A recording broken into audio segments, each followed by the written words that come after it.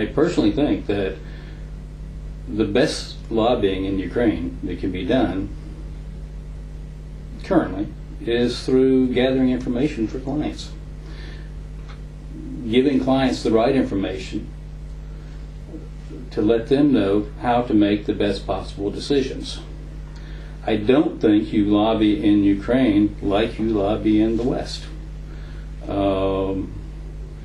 It's thinking back and over this past year and seeing the situations in Narada with the fights on the floor and keeping people from voting and things like that. It was a very difficult spectacle to watch.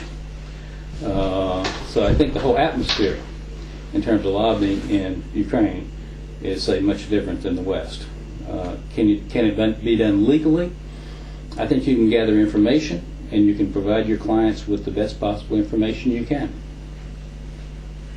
And do you support the idea of constituent settlement of lobbying in Ukraine? Of course I do, sure. Do I think they'll necessarily work? I don't know. I think there has to be a fundamental structural change for reforms to work. I mean, you can talk about reforms, you can enact reforms, but unless people actually pay attention to them, then they will not work. And what prospects and risks are connected with it? Well, I guess the risk would be for anytime there's always risk in change and people not agreeing to it. I think the bigger risk is people not paying attention. We have a lot of laws on the books in Ukraine that people don't pay attention to, or there's different sets of rules for different statuses of people. So I think the danger really is in being ignored. And on to your vast experience in US, do you think some of the foreign practice could be applied here in Ukraine?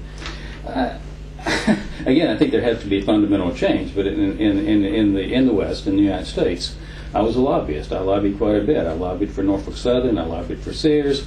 I lobbied for some other companies. And the way we did it, generally, was to get information to key decision makers. And often often the main decision maker wasn't who you got it to its staff.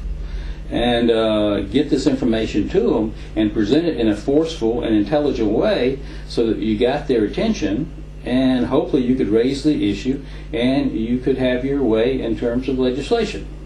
I don't think it's done that way here. I think you can set up any meetings you want to. You can set up meetings with ministers and what have you, and you can have these grin and grope handshakes, but I don't think it necessarily works that way.